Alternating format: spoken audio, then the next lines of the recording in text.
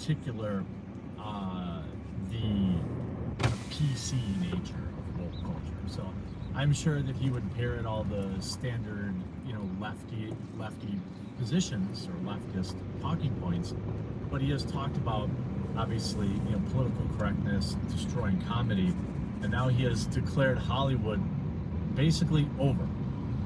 Nobody gives a crap about Hollywood anymore. Nobody goes to see movies, and well, he's not entirely wrong.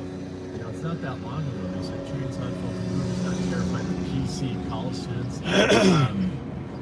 He talks about, during an interview with Ricky Gervais, the de facto authority on manufacturing non-existent controversies, issue with the reporting around stories, pointing out he wasn't specifically boycotting colleges, merely relaying an opinion shared by him and unnamed comedian friend, where he says, I don't go near colleges, they're so PC. He went on to say that students just don't want to use this words, that words, this is, or phobic or that. They don't know what the heck they're talking about. To be fair, if there's one comedian who's an expert on how kids act, it's Jerry Seinfeld. Ooh. So, again, Jerry Seinfeld has really pulled no, punches in terms of talking about this kind of stuff. This is his, speech on college kids. Jerry said college kids don't know what the heck they're talking about. Saying, like Chris Rock and Larry the Cable Guy, Jerry Seinfeld avoids doing shows on college campuses. And while talking with ESPN's Colin Cowherd, this is an older interview, the comedian revealed why. College kids today are too politically correct. I hear that all the time. Seinfeld said on The Herd with Colin Cowherd, I don't play colleges, but I hear a lot of people tell me, don't go near colleges, they're too PC. Seinfeld says teens and college-age kids don't understand what it means to throw around certain... What's that even mean? Correct terms. They just want to use these... Not being derogatory either. I'm just curious what that means. They don't even know what the heck they're talking about. I mean, comedian Louis Shit, sorry. After his controversy... Oh, I got it disconnected from the Wi-Fi. That's why. Hang on. Well, now he's talking about movie business is over. It's no longer the pinnacle of society anymore. What do you think that... Ultimately, that's awesome. Four Corners getting out. Necessarily about whether or not this or that is over. I do think that there's just so many other things pulling at our attention all the time. I think that with the younger generation, sometimes I forget. Like I'm 41 now. I'm an old man as far as things go online, and my long form content on YouTube, Rumble, BitChute, Odyssey, wherever it is. That's not what the kids are watching. Even you look at like other old-timer content creators, they have whole teams around them trying to make them look cool and hip, pumping out short-form videos because that's the only way they can stay growing and stay relevant. No disrespect, I've tried it. I just couldn't bring myself to get in front of the camera constantly like, whoa, we'll talk about woke, am I right? Like and subscribe. That's just not for me. But you've got, the TikTok generation, basically the goldfish mindset, where nobody, imagine watching a 3-hour movie. Nobody even, that's crazy. People can't even pay attention for 6, 7, 8, 9 minutes in general.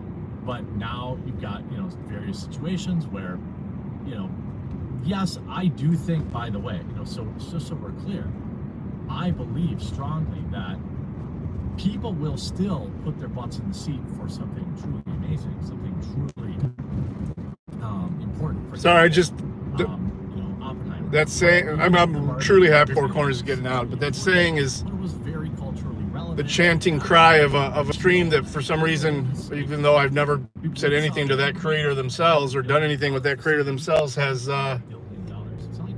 continuously blocked me for some reason. Because of one person's opinion of me. So. His first feature as a director.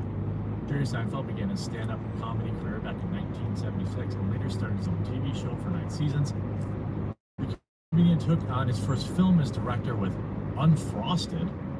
It was totally new to me. Seinfeld worked as a director. I thought I had done some cool stuff, but it was nothing like the way these people work. They're so dead serious. They don't have any idea that the movie business is over with. They have no idea. He explained that the film doesn't occupy the pinnacle of social cultural hierarchy that it did for much of our lives. When a movie comes out, if it's good, we all went to see it. We all discussed it. We quoted lines and scenes we liked. Now we're walking through a fire hose of water, just very, very poignant and true.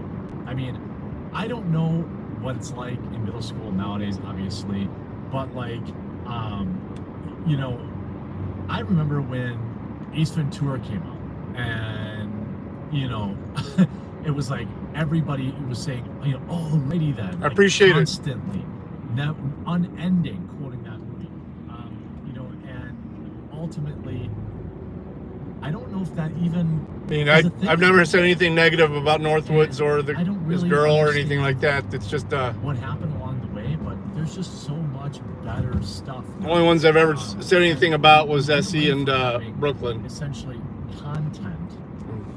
That view hasn't changed. It was replaced by. I don't block. They're not even blocked though on my channel. I don't block people. I block one person, and People don't like, okay, hit him with something new. Hit him with something new. it's because he's a creep.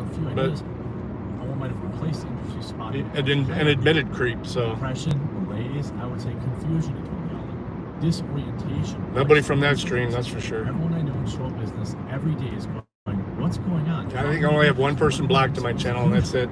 Seinfeld's are worried about the industry collapse due to his political career in comedy. Of course, I've done enough stuff that I've done my own thing, which is more valuable than it's ever been. Seinfeld's essentially roasting, you know, remake culture and garbage culture like that. Content. Stand-up is like you're a cabinet maker. Everyone needs a guy who's good with wood.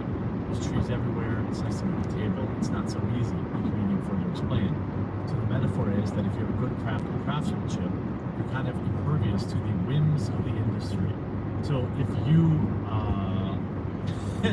I mean, what he's really saying is everything that's out there is crap.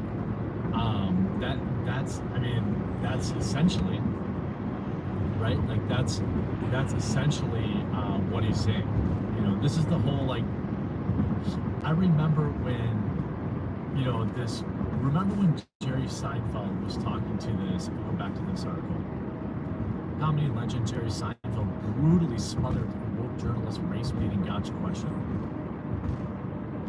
Seinfeld is one of the giants of stand-up comedy. It turns out he's still as sharp as ever, and that's why this woke journalist got utterly destroyed in just 30 seconds. Stand-up comedian and TV star Jerry Seinfeld has always been known for his biting humor. In recent interviews and dedication, he still got it. Seinfeld recently was interviewed, remember this, with BuzzFeed Peter Gloria for CBS Morning. Gloria comes from the left-wing website BuzzFeed, so his main focus in the interview was race of the comedian Seinfeld featured as guests. Morning, Claiborne. Mostly white male. 22 episodes, Gloria begins. But Seinfeld is having none of the absurd racist questioning. Yeah, let's get into that, Seinfeld sarcastically responded.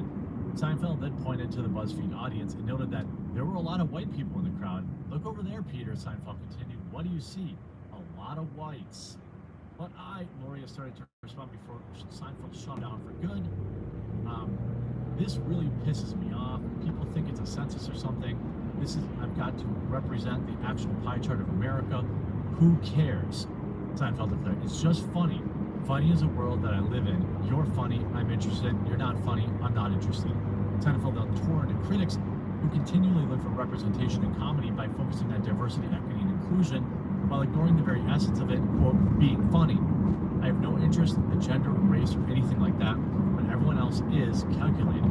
It is the exact right mix. To me, that's anti-comedy. And that's exactly what he's channeling here. When he's talking about, you know, why everything sucks. Nobody cares about Hollywood anymore because of left-wing political ideology getting crammed into everything imaginable. That's the truth of it. Like that's the cold hard facts of it is that Seinfeld saw this coming for the last 15 years, and now he's laughing. He's basically laughing that woke Hollywood has destroyed comedy and Hollywood. I mean, that's what he's doing. He's dancing on the grave. You know, it's not over. Morning on Indoctrinated. Society, everything's. How are you this morning, dear? It's true. I haven't been to a movie in years. Too many reasons to list here. Narrow. You know, I haven't darkened the Actually, door, up early enough to grab some McDougal's on the way in. Crowds are refused to pay $11 for a box of jujubes. I don't really like crowds. Hollywood puts up almost nothing fit to see in the first place. Still yawning, yeah. He's right. We just saw him in concert. concert, great comedy, relatable humor, and no longer profanity. Yeah. And not a word or a joke. Every day so far, I've been able to leave a little bit earlier. I'm getting the adjustment in. What's up, Callahan? I don't know. I think Julia. You on the road? I didn't even see you go live. I think the New Adventures of Old Christine was pretty funny. And yeah, you know, I think these movie theaters are the way of malls. Neither are safe, and what they offer is passe. I mean, that's actually also based in true. So, you know, he's essentially taking a victory lap because I'm using up some of my points and getting some free shit here from McDonald's. But like, it's been a long time since I've got up early enough to get some McDonald's breakfast. 2015, and he knows exactly why Hollywood has collapsed. Because they're too worried about DEI and all this other crap instead of just being funny. And the fact of the matter is, people just want fun. He said political correctness will destroy comedy. And he said, wow. That's why Jerry Seinfeld still sends Sabrina's. What happened yesterday? Did I miss something? The Barbie movie paid $1 billion. You can call it feminist trash if you want. That's fine. But it wasn't perceived as that by the people that viewed it. The perception is everything. I hope you enjoyed this video. If you did, make sure you like on it, subscribe, and follow down below. Talk to you soon.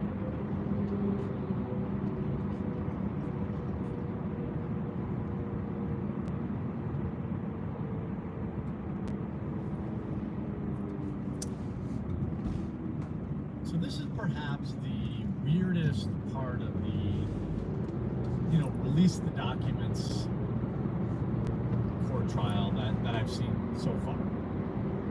I've been covering secondhand because Steven Crowder's team is really working hard on getting these Nashville documents released. Just so you kind of know where we are, there has been a court proceeding underway late last week, Tuesday, Wednesday, Thursday, or something like that, on whether or not we could actually get the full documentation. Oh, that sucks. The individual who did is that your good phone?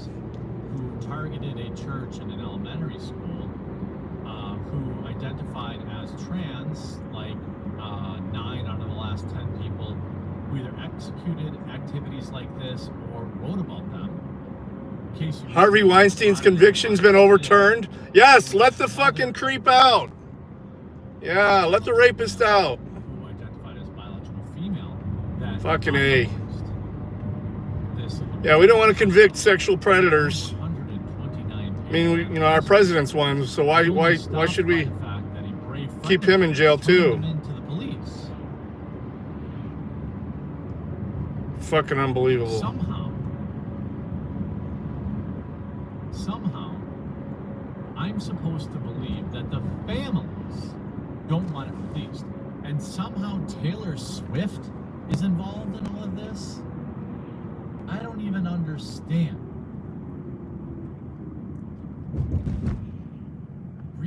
I just got an alert for it. I don't know whether it was California Supreme Court or something like that.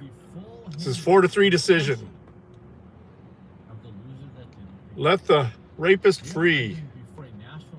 How many lives has that motherfucker ruined? Should never be publicly released because no good can come from it. I disagree with that. I think that there are a lot of good things. Oh yeah, not going to cost you insurance. That's nice. Maybe they say something about why they did what they did, or maybe they say something. I don't know if you all remember. Oh, remember there was certain. Dumb old lady. Oh, you can get in front of me in line? Released. You bitch. One of the statements, they said that they almost got caught. Remember that? What if the whole I almost got caught thing was that some Fed stopped them and let them go? I'm not saying that's true. I'm just saying, what if that's in there? Don't you think people would want to know? I mean, they literally said in the document Jesus, they why won't this got caught. So what does that mean? Oh, here we go. Did the local PD almost catch them and then let them go? I feel like that would be. Thanks for stopping. Are you using a mobile app today? If not, go ahead when you're ready. Yeah, using a mobile app, JL77. Knowing why they almost got away. How did they almost get caught? Why didn't they get caught? Why didn't they get arrested? Why weren't they under surveillance? I don't know. For Norm, Did somebody in a go ahead suit and show pull up at forward their the house and hospital. encourage them? I don't know. I don't know. But that's just one sentence of what sounds like hundreds of pages. Now, the families are saying that they own the copyrights to these documents because after the incident, their parents, the parents of the Yeah, that's crazy, man. I remember you saying that yesterday. signed over. And you were there way early, too. Essentially because they knew that they were going to lose a civil court case. So they just said, well, you can just have whatever. You can have whatever they owned and you can sell it and make $12. Not going to bring your kids back. Do you guys have like a review system for those types of places? The family's claims come as both city and the FBI are both fighting to stop the confession and potentially information about mysterious notes and numbers found on their body. What did that mean? I suspect those documents will tell us.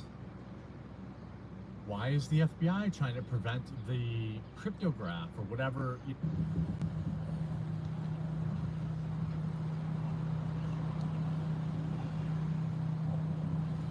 Bow's live.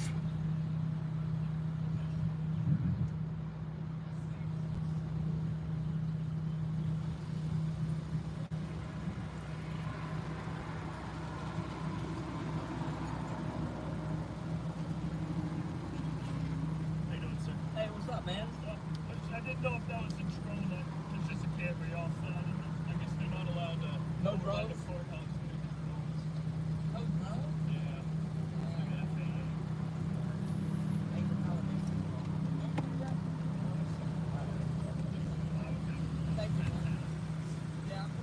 There, we had a total of 1625. I think you have the wrong order. All right. You have No the total drone. order there? Yep. I just go by what first. I got you. top I can't pin my search. message. Yeah, I think we came out about the same time there. Thank you. Why can't I pin it? Why can't I pin my message? Fucking 1625. I'm like, no. God damn it. Oh, yeah. You already know what you're talking about, Why can't I pin my message? Callahan.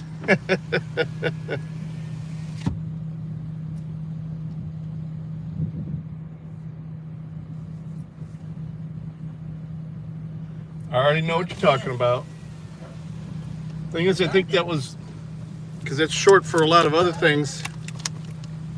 Are you talking to me? No, or- I'm talking to them. Okay. Thank you. I was gonna say I didn't understand that conversation. It's okay. Have a good day, man. Thank you. You too. Thank you.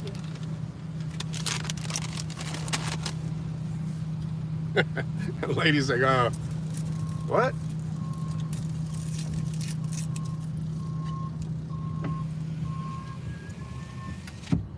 Soaking your feet.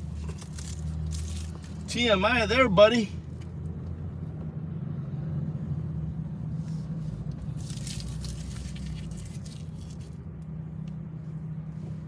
All right, let's get the flock out of here then. I think I gotta warm my fingers up before I can get my screen to work.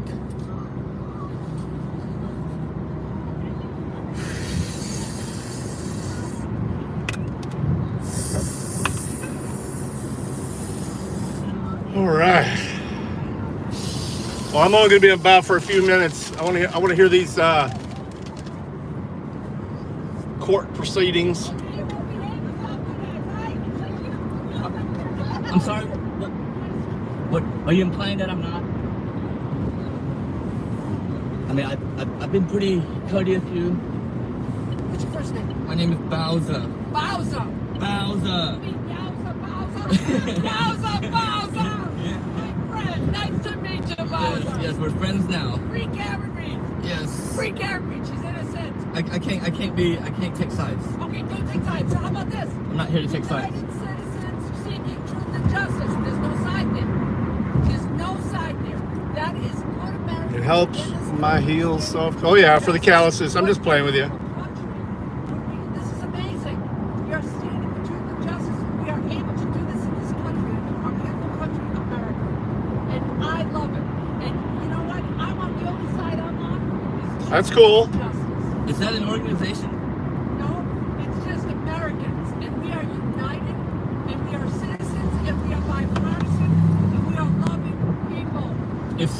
wanted to join, how would they join? Come right here and join us. There's no. Yes, they must be respectful, they must be nice, they must be happy, and they must be loving. That's all we require. Anger and unproductive behavior, we say no. How is this a hazard? This is not a hazard. It's Absolutely construction. not. What, He does not meet the criteria. what do you have against Jonathan Lee Richards? I don't know him, to tell you the truth, but I heard what he did yesterday, and that was pretty aggressive. And if he It's does not a it hazard. today, he might find himself with some new bracelets. But He he wasn't counting. doesn't he have the right to do that? No, he does not. Not in this moment. No, he does not. No. And nobody has the right to do that. Nobody. We don't do Really? that, and nobody. Because they disagree with you? I mean, isn't what he did protected speech? You know, it is protected speech, I guess, but you don't have to be aggressive. You don't have to be nasty. There's many ways to communicate a message. Oh, it's because we don't agree. Yeah. And The old, we don't agree with it, so he can't do it. When you're nasty and angry and literal, people don't hear. But So isn't it? Be heard, be nice. But isn't it still protected speech? I mean, It is protected speech, but do you want to be known as somebody who has who's angry and who's hateful? Sure. Or do you want to be known as someone who's loving and friendly and kind? I prefer to be loving, friendly, and kind. Okay. well, I get the preference thing, but I mean, he still has the right to ask Karen that, right? The judge said that no one is allowed to do that for this court. And if somebody does it, they're going to get arrested. So Arrested for if someone asking questions? wants to test this judge on whether or not she was serious about that. I mean, if we ever did that, we would have found ourselves with bracelets yesterday. And the kind that stay together. And I agree with if Bao. he does that today, he might find himself with some bracelets. And if that's what he wants, There's no such thing as hate Are you speech. talking about Judge Bev? yes, Auntie Beth. She said that. No, when did she say no one can question Karen? She didn't say no question Karen. She said that the behavior, aggressiveness, is uncontrollable. I forget exactly how she said it, but Was it yesterday? When was this? I don't remember what she said. Okay. He's calling her out on her bullshit. I love it. And we need to respect the public health. And we need to respect everybody's freedom of speech. I absolutely agree with you. We need to respect people's freedom of speech. Yeah, except for if we don't like it, right, lady in pink? We ask that they don't put their us because we don't want that negative energy in our body. And how will we know who's part of the group? Is it? We wear pink and we have smiles on our faces. We wear pink instead of brown shirts. That's how you know who's in this group. Has anyone infiltrated the group? Has anyone infiltrated the group? You don't think? Bao's actually asking some very good questions. Infiltrate the group. Oh, He's asking some very good questions. color shy, then we know. But people here are fun-loving people that are just standing for truth and justice. That's all we want. All we want. So anyone wearing pink is part of the group. Anyone wearing pink is part of the group. I mean, we do have people that wear pink. Yeah, we do have people that wear pink. But some of us are hiding our pink underneath blue. Freedom of speech, but we know who our supporters are because. And I'm gonna watch this Supreme Court arguments though this morning on Trump's Is there immunity. a list, a manifest of who is an actual supporter? We don't have a manifest. We just have love in our hearts, and we embrace everyone. So it's kind of a big group. I mean, there's I would say that they stand up for justice. We're standing up for justice. We are all I think she's just a little bit. We are all Americans. Morning, Lucky. Republican, Democrat, Independent. It does not. Oh wow! Now she's bringing up parties. Justice and the American way, and we can. What is the American way, though? Yes. We'll come back to Bao. He's asking that lady, so he's calling her out on her bullshit, basically. I love it. Love it when people do that. Bullshitters need to be called out. Very organized. They've got signs and little hats on. Yeah, they're kangaroos for sure. They're kangaroos. They're marsupials. Okay. Oh yeah? So Yeah, we'll check it out. there. Now we're about 3 minutes away. I'll replay it from my What we on my desktop stream. the oral argument started. So we'll watch the kangaroo donkeys. Whatever. Drop the link. Just madness. All right, so we're Bye. gonna keep our eyes on that, and we're gonna refresh over here, C-SPAN, see if they've got this quick let's refresh our recollection on who this guy is. So, Oh, wow, there's a cop up Russian ahead. collusion hoaxer. Remember all these people who created that fake hoax against Trump, Rachel Maddow, and the rest of them are going to be excited that this guy's now on the case. He worked previously with Mueller. Anyone who saw the struggling Mueller testify knows he wasn't in a mental position to do anything, just like Joe. So they brought in other people to do it. They also brought in Andrew Weissman. Remember, we play a lot of him over on MSNBC because he's essentially a propagandist. And he was also an anti-Trump prosecutor. Now, this is not Dreeben's first Democrat operation. He was also brought on to help in Cy Vance's case to stop Trump, which ultimately materialized. That's Cy Vance left, Alvin Bragg came in. Dreeben was also part of the key. Look, it's 75's backed up again, so we're going to take the alternate route. It may drop a couple times coming through here. Jeez. Now, by the spring of 2023, Dreeben was publicly noting his affiliation with Just Security, a legal beachhead of the Trump resistance.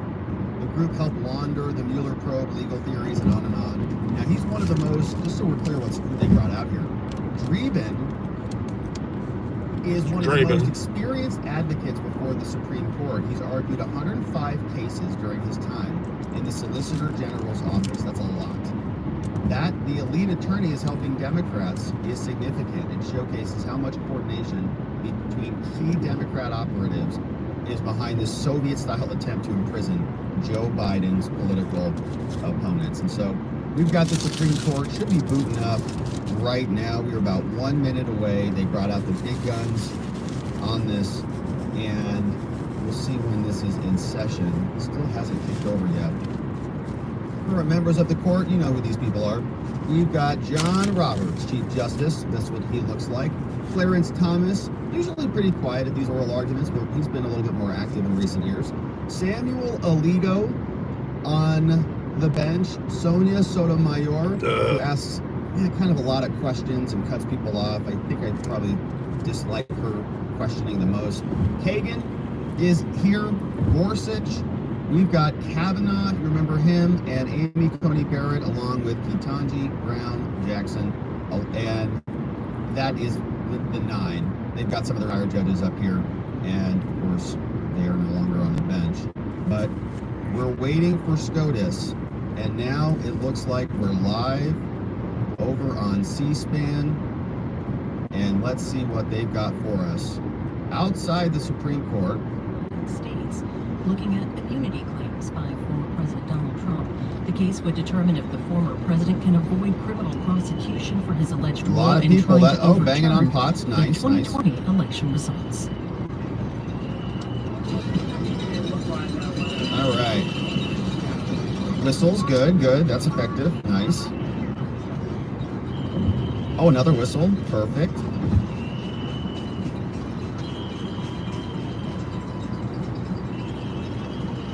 Yes, bang those pots, my friends.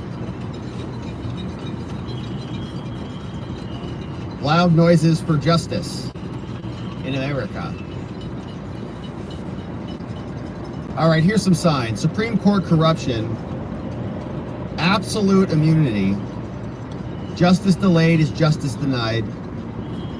Yeah, we don't have kangaroos here, okay? We don't have kangaroos in America, all right? It's not a common animal for us here, all right? Cut me some slack.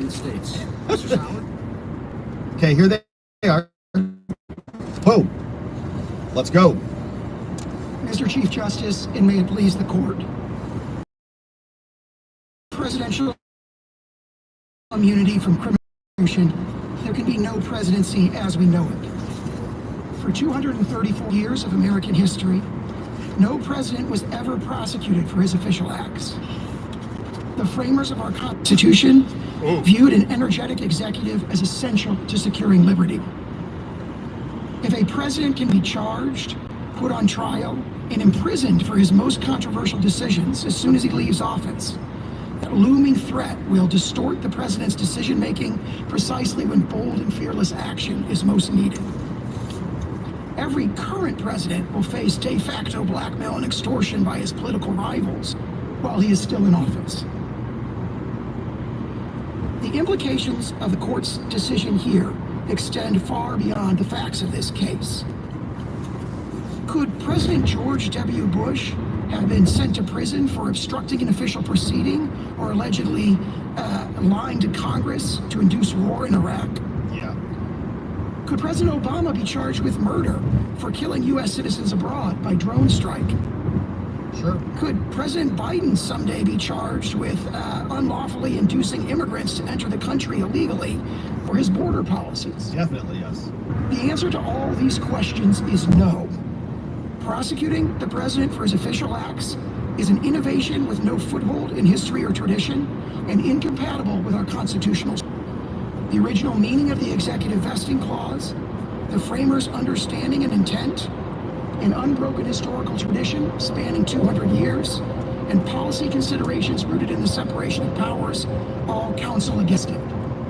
I welcome the court's questions. Nice. Well done. Mr. Sauer, to your last point, could you be more precise as to the source of this immunity?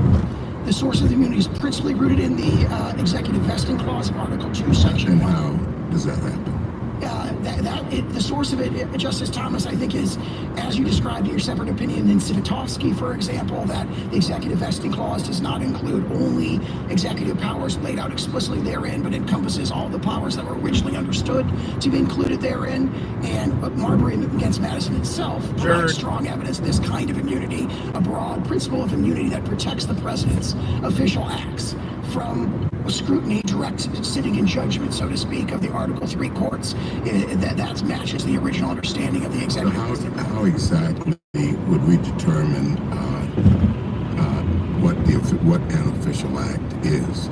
I point the court to two cases for that. Obviously, Fitzgerald against Nixon is the best guidance that the court gives, where the court adopted the outer perimeter test, and this court engaged in analysis there that's very instructive here, where it looked at the level of specificity at which the acts are described. In that case, a civil case. Here it would be the indictment. Well, what if you have, let's say, the official act is appointing ambassadors, and the president appoints a particular individual to a country, but it's in exchange for a bribe.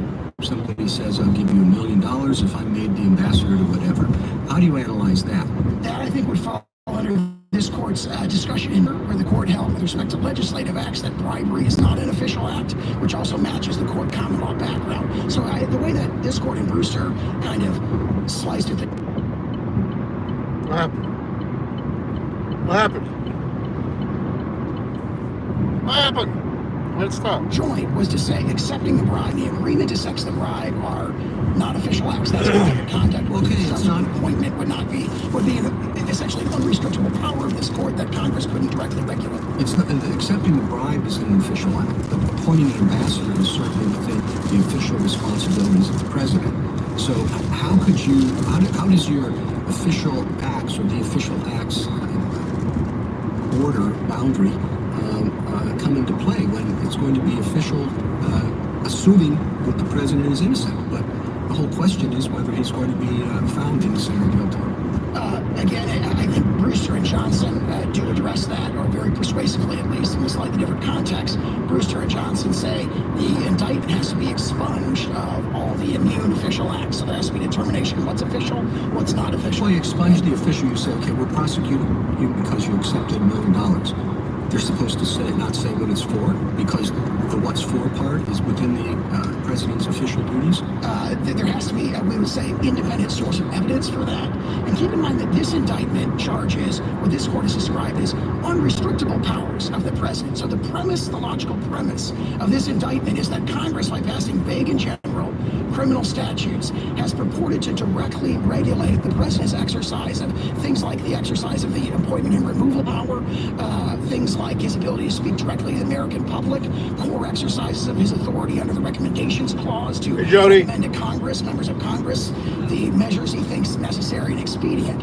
So you have an indictment in this case that goes right to the heartland of the president's powers, that alleges a whole series of official acts and tries to tie them together by saying, well, there's a private aim or a private purpose in that case. And that's a situation which, of course, could be alleged in virtually any indictment. Counsel, it can be alleged, but it has to be proven. Malum in se is a concept long viewed as appropriate in law, that there's some things that are so fundamentally evil that they have to be protected against. Like Now, Trump. I think, Evil. and your answer below, I'm going to give you a chance to say if you stay by it. If the president decides that his rival is a corrupt person and he orders the military or Like orders Joe Biden someone has? to assassinate him, Politically? is that within his official acts that for which he can get immunity? It would depend on the hypothetical, but we can see that could well be an official act. They could, and why? Because he's doing it for personal reasons. He's not doing it like President Obama is alleged to have done it, to protect the country from a terrorist. He's doing it for personal gain. And isn't that the nature of the allegations here? That he's not doing these acts in furtherance of an official responsibility. He's doing it for personal gain. I agree with that characterization of the indictment, and that confirms immunity, because the characterization is that there's a series of official acts that were done for an No, because immunity Why is she says interrupting him? even if you did it for personal gain, we won't hold you responsible. How could that be? That's an extremely strong doctrine in this court's case law in cases like Fitzgerald. Well, we go back to Justice She keeps Thomas's interrupting him. question, Please? which was, where does that come from? Stop cutting him off. There are amica here who tell us that the founders actually talked about whether to grant. Fucking Sotomayor is a immunity fucking to the DEI. president. And in Ugh. fact, they had state constitutions that granted some criminal immunity to governors. And yet, they didn't take it up. Instead, they passed an impeachment clause that basically says you can't remove the president from office except by a trial in the Senate, but you can impeach him after. After conviction in the Senate. Or you can impose criminal liability. After conviction We in would the be Senate. creating a situation in which we would be saying, this is what you're asking us to say, which is that a president is entitled not to make a mistake, but more than that. What? A president is entitled for total personal gain to use the No, trappings that's not of what his they're saying. That's office. not what they're saying at all. That's what you're trying to get us to hold, Wrong. without facing criminal liability.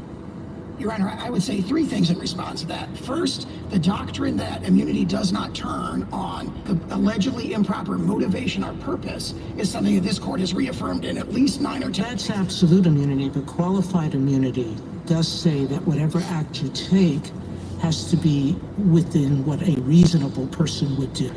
I'm having a hard time thinking She that won't let him fuck. creating He says, false I got three documents, things, and she interrupts him on that the first submitting one. false documents, that ordering the assassination of a rival, that accepting a bribe, and countless other laws that could be broken for personal gain, All you do is that impeach anyone them would say and that it would convict be them. reasonable for a president or any public official to do that. It's not Your Honor, qualified. as this court said very persuasively in Fitzgerald, that the allegation that this particular act would be done for an unlawful purpose or was unlawful could be made in every case. And therefore, if that were the doctrine, that the allegation of improper purpose is what deprives the objective acts of their immunity, then the immunity would have no purchase. And that's reflected in many of the other court's cases.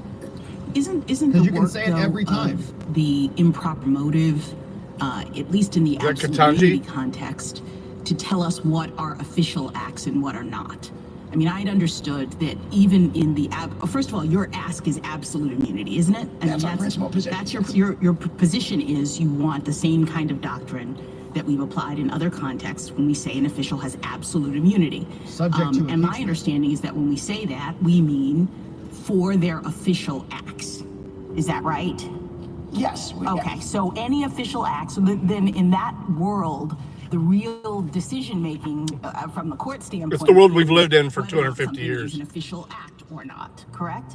That is an important determination by all means. I mean, that's the determination in the absolute immunity world, because if you determine that it's an official act, then the principle is that you get immunity for it, correct? That is correct. All right, so my question, and I think the Chief Justice may have asked this at the beginning, is how do you determine what, or maybe Justice Thomas, how do you determine what is an official act? And when we're talking about the kinds of scenarios that Justice... And he was trying to answer that when Sotomayor fucking interrupted him. When the president is using the trappings of his office to achieve a personal gain, then he's actually not acting officially, even if the doctrine was absolute immunity. So what do you say about that? Two things in response to that. What do you First, say the about last that? That's point, so that ignorant. allegation that this was really motivated by an improper private purpose could be made in every single case. No, I understand that, but it would have to be See? made. I'm just trying to assess. They're not letting Trump's lawyer speak at all. Every time they ask him a question, he starts to answer, they cut him off. Because the person would be arguing that he was not acting in his official capacity. He wasn't doing something official. He was doing it personal, correct? I agree. The objective, or I'm not sure I agree, but the point I would make in response to that is, in Fitzgerald against Nixon, this court emphasized that would result in an intrusive discussion or determination of the president's personal motives for every official act. And again, this is not just in the case of the presidency. All right, can I just ask you another quick question before my colleagues take it over here? At the beginning of your analysis, when you were giving your opening statements, you were talking about you suggested that the lack of immunity and she sounds so fucking ignorant. Prosecution, another fucking DEI, is like an innovation, and I understood it to be the status quo. I mean, I understood that every president from the beginning of time, essentially, has understood that there is a threat of prosecution, if for no other reason than the Constitution suggests that they can be prosecuted after impeachment. The Office of Legal Counsel has said forever that presidents are amenable to a threat of prosecution, and they have continued to function and do their jobs and do all the things that presidents do. So it seems to me that you are asking now for a change in what the law is related to immunity. I would quote from what Benjamin Franklin said at the Constitutional Convention, which I think reflects best the founders' original understanding and intent here, which is at the Constitutional Convention, Benjamin Franklin said, history provides one example only of a chief magistrate who was subject to public justice, criminal prosecution, and everybody cried out against that. No, I understand, but since Benjamin Franklin, everybody has thought, including the presidents who've held the office, that they were taking this office subject to potential criminal prosecution, no? I see the opposite. I see all the evidence going the other way. Marbury against Madison, Mississippi against Johnson discussed this broad immunity principle that naturally... So what was up with the pardon? What was up with the pardon for President Nixon? And no one's been charged. If everybody thought that presidents couldn't be prosecuted, then what was that about? Well, he was under investigation for both private and public conduct at the time, official acts and private conduct. And I think everyone has properly understood that the president, since like President Grant's carriage riding incident, everyone has understood that the president could be prosecuted. Counsel, on that score, there does seem to be some common between you and your colleague on the other side, that no man's above the law, and that the president can be prosecuted after he leaves office for his private conduct. Is that right? We agree with that. And then the question becomes, as we've been exploring here today, a little bit about how to segregate private from official conduct that may or may not enjoy some immunity. And I'm sure we're going to spend a lot of time exploring that. But the D.C. Circuit in Blazing Game, Chief Judge there, joined by the panel, expressed some views about how to segregate private conduct, for which no man is above the law, from official acts. Do you have any thoughts about the test that they came up with there? Yes, we think in the main that test, especially if it's understood through the lens of Judge Katz's separate opinion, is a very persuasive test. It would be a great source for this court to rely on in drawing this line. And it emphasizes the breadth of that test. It talks about how actions that are, plausibly connected to the president's official duties are official acts. And it also emphasizes that if it's a close case or it appears there's considerations on the other side, that also should be treated as immune. Those are the aspects of that we emphasize as potentially guiding the court's discretion. And that left open, in that case, the possibility of further proceedings and trial. Exactly right. And that would be a very natural course for this court to take in this place. The court can and should reverse the categorical holding of the D.C. Circuit that there's no such thing as official acts, especially when it comes to... But you'd agree further proceedings would be required? That is correct. There would have to be, and I would point the court to Anderson against Creighton, where the court said there'd be kind of two stages to these further proceedings. There's looking at the indictment itself, or in that case it was a complaint, but look at the charging document itself and see whether on the face of it this is alleging official acts, and if not, or it can't be determined, then there'd be a factual proceeding. And all that under Mitchell against Forsyth and so forth would have to occur before any other proceedings in the district. Can you, Mr. Sauer, go ahead. Mr. Sauer, you began by explaining why you believe that immunity from criminal prosecution is essential for the proper functioning of the presidency.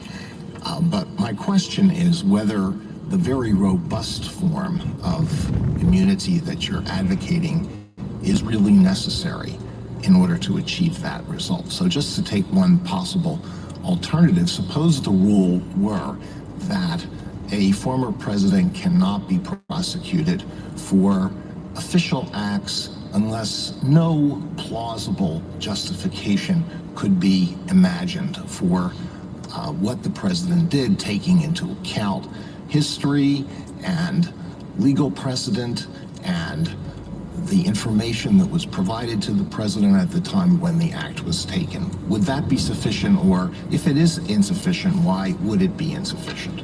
That might be a much better rule than what emerged from the lower courts here. We think it would be insufficient because, again, that long line of cases talking about using the president's motives and the intrusive sort of consideration of the president's motives as transforming acts to official and unofficial would come into play. And of course, once you can make that allegation, all of a sudden you've opened the door. You no longer have a per se clear, bright line rule. You have a determination in every single case. Well, what if it were not? What if it did not involve any subjective element? It was purely objective.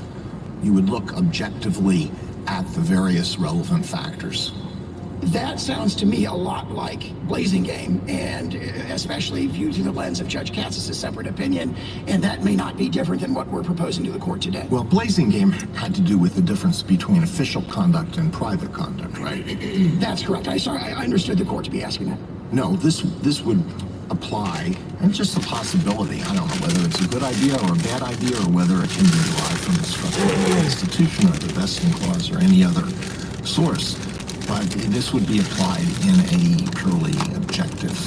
on purely objective grounds when the president invokes an official power in taking the action that is at issue. Yes, I believe the reason I think of Blazing Game is because it talks about an objective, context-specific determination to winnow out what's official and what is purely private conduct, and again, with a strong degree of deference to it. I'm sorry, if I understood Justice Alito, he's suggesting not that.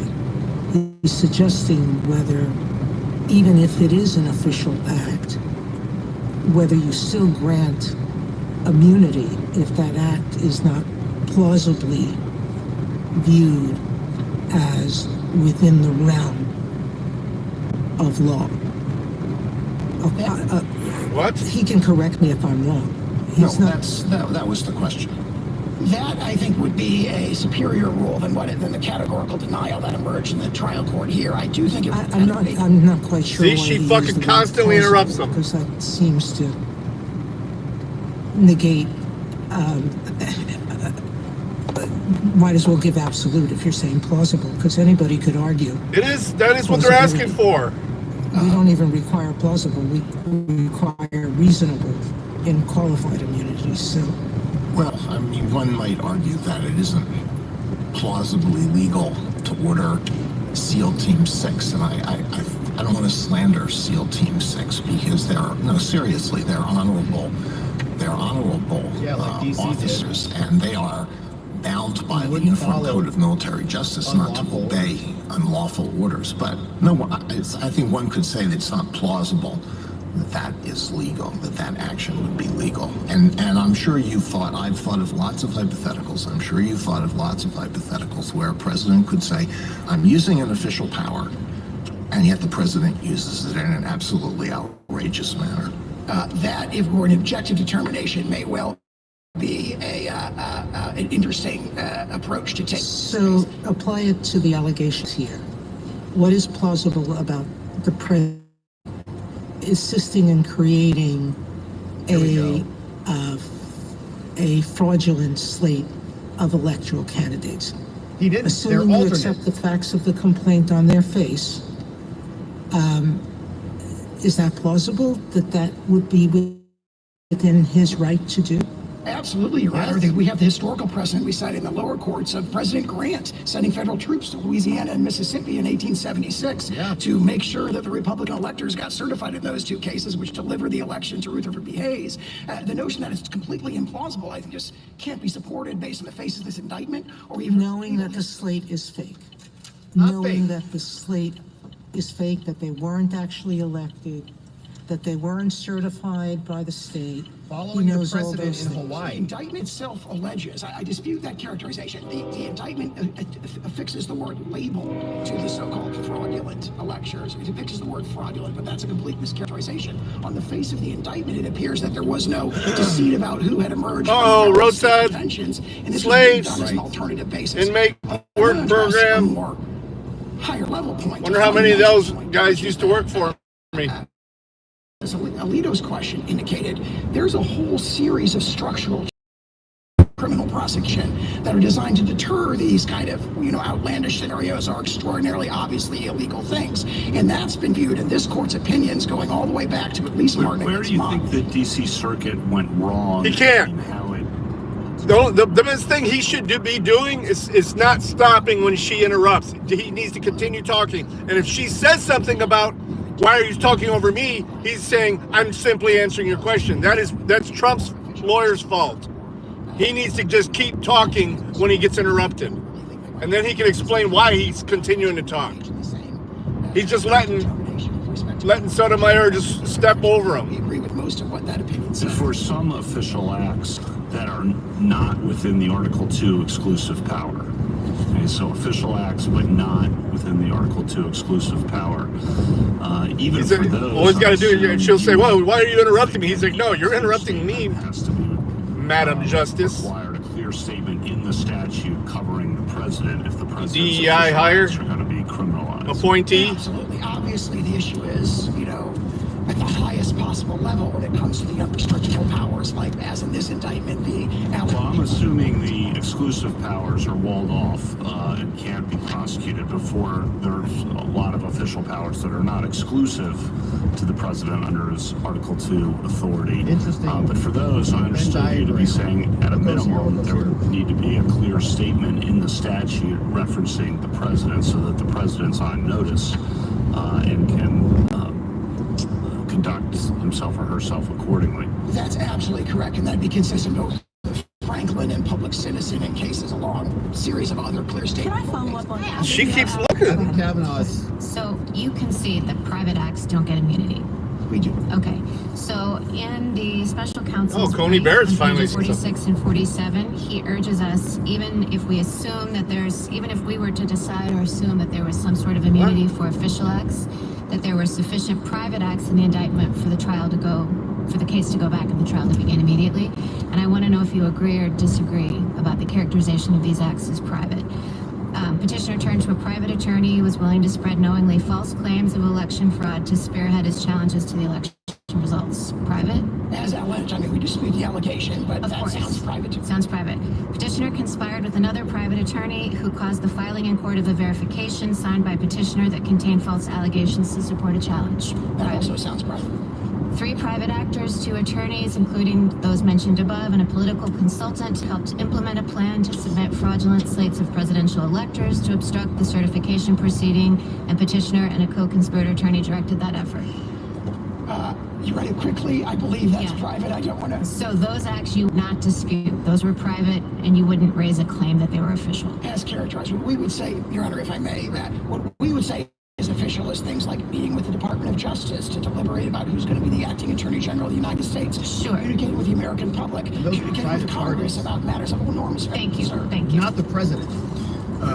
Thank you, counsel. And what is the consequence in terms of going forward with your acknowledgement that those are private acts as opposed to official acts. If you look at the indictment here, there's a bunch of acts that we think are just clearly official. Right. There may be allegations that mostly relate to what the government has described here as private aim or private end, and the court should remand or address itself, but remand for a Brewster-like determination, which is what's official and what's private. The official stuff has to be expunged completely from the indictment before the case can go forward, and there has to be a determination, at least on remand, of what's official, a two-stage determination of what's official and what's private. Well, if you expunge the official part from the indictment, how do you, I mean, that's like a one-legged stool, right? I mean, giving somebody money isn't bribery unless you get something in exchange. And if what you get in exchange is to become the ambassador to a particular country, that is official, the appointment that's within the president's prerogatives. The unofficial part is I'm going to get $1 million for it. So if you say you have to expunge the official part, how does that go forward? This particular indictment, we say virtually all the overt conduct is official. We don't believe it would be able to go forward. I mean, there could be a case where it would, but if you look at even the government's brief in this case, divides up the indictment into things that, other than the electors' allegations, don't really they haven't disputed that they are official acts, but what they do is say, well, we tie it all together by characterizing it as done, and these are the allegations that the court just referred to, by an improper private aim or private end. Again, that's their words, and that just runs loggerheads, dead set against this court's case law, saying you don't look at with immunity determinations the improper motivation or purpose. Thank you. Justice Thomas? In assessing the official acts of a president, do you differentiate between the president acting as president and the president acting as candidate? Yes, we do, and we don't dispute, essentially, the blazing game discussion of that. Okay. But of course, that has to be done by objective determinations, not by looking at what was the purpose of what you did. That's the most important point there. Did you, in this litigation, challenge the appointment of special counsel? Not directly. We have done so in the Southern District of Florida case, and we totally agree with the analysis provided by Attorney General Meese and Attorney General Mukasey. Yes. And it points to a very important issue here, because one of their arguments is, of course, that we should have this presumption of regularity. That runs into the reality that we have here an extraordinary prosecutorial power being exercised by someone who was never appointed, nominated by the president or confirmed by the Senate at any time. So we agree with that position. We hadn't raised it yet in this case when this case went up on appeal. Jack Smith, illegal. Justice Alito? When you say that the official act should be expunged from the indictment, that in itself would not achieve very much unless evidence of those official acts were precluded at trial. So is that what you're saying, that the prosecution should not be permitted at trial to prove the official acts as part of the conspiracies that are alleged? Absolutely, and we think that's just the clear implications of Brewster and Johnson in their discussion in a very analogous context. Thank you. I'm a little bit confused by that. Of course you are. Of course you are, because you're a DEI appointee. To defraud or a scheme to accept bribery, there's evidence from which you can infer that scheme, and one of it is that the appointment actually happened. It's an official act. You wouldn't expunge. They keep using an example of bribery, evidence. which doesn't even correlate to this case. That there's no liability for the Use the example of this case. That other presidents have argued the same thing. They've brought in alternate electors. It's happened several times. If you're immune, that the obstruction occurred solely because of conversations with the Justice Department. They're saying you look at all of the private acts and you look in the context of some of the public acts, and you can infer the intent, the private intent. You can infer from them. It's not so I'm not your sure job as a that judge. I understand why your problems couldn't be taken care of at trial with an instruction. If we the trial should not be happening. I'm not even sure from the process. how they That's could, what but immunity if it were to is. find that some public acts could not be the basis of criminal liability. It's a legal force field. I think The best thing I can say to that is, and I think this ties into the Chief Justice's question about a one-legged stool.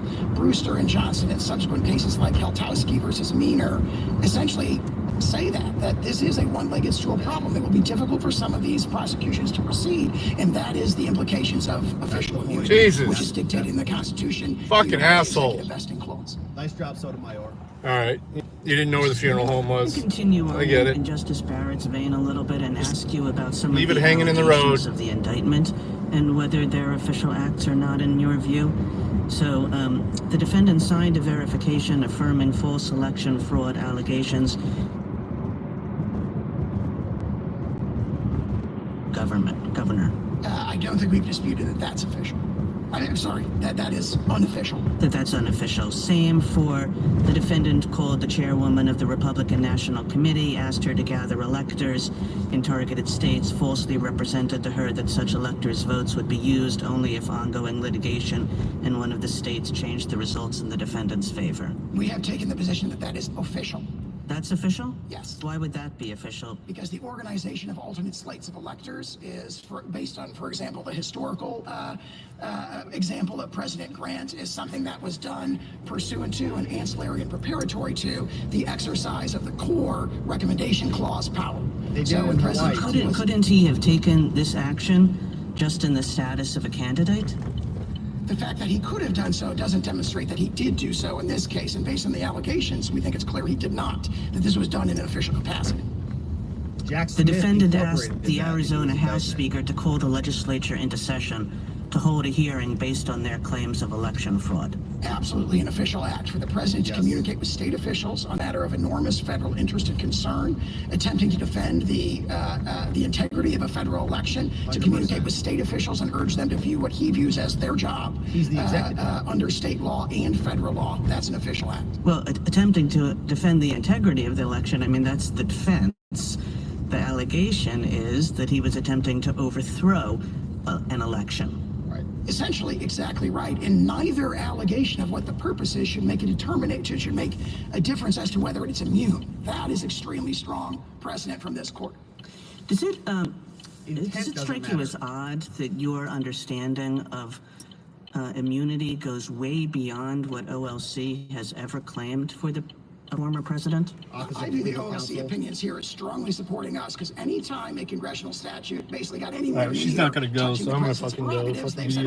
She had an easy chance to go. Well, that's a different question. I mean, what OLC has always said is that sitting presidents get immunity, but former presidents, no. Now, there might be a different argument made about whether a statute or whether a statute as applied to particular conduct is properly former. It was in available office against the president, but that's a very different argument than the immunity claim that you are making here, which OLC has definitively not supported. I don't know if I put it that way. I don't recall an opinion directly addressing it, but more fundamental to us, Your Honor, is in fact the language of cases like Marbury and statements like made by Benjamin Franklin at the Constitutional Convention, statements of George Washington talking about the massive risk of factional strife and how that could destroy the republic and erect a new government on the ruins of public liberty. That's what we rely on principally here. I cite the OLC opinions because, of course, what you see there is a very strong trend that if there's any statute that might trench in any way on the president's prerogatives, which they interpret it to avoid that. If a president sells nuclear secrets to a foreign adversary, is that immune? That sounds like similar to the bribery example, likely not immune. Now, if it's structured as an official act, he would have to be impeached and convicted first before. What does that mean if it's structured as an official act? Well, I don't know in the hypothetical whether or not that would be an official act. You'd probably have to have more details to apply the Blazing Game analysis or even the Fitzgerald analysis. They keep interrupting him every time he talks about impeachment and conviction. Because that's what should have happened here. And he didn't get convicted. I think that didn't even get close to being convicted. Pointed out earlier, where there is a whole series of sort of guidelines against that. I'm going to go live and pick this back up. The military from following a plainly unlawful. What if they act. nuke If one adopted Justice Washington, Alito's D.C.? test, that would fall outside. Now, if one adopts, for example, the Fitzgerald test that we advanced, that might well be an official act, and he would have to be, as I'll say in response to all these kinds of hypotheticals. So I'm gonna pick this back up on the main channel inside. But I emphasize to the court Give me a few minutes. I'm gonna try and get it going as soon as possible. ordered the Thanks for riding with me, everybody. Love you.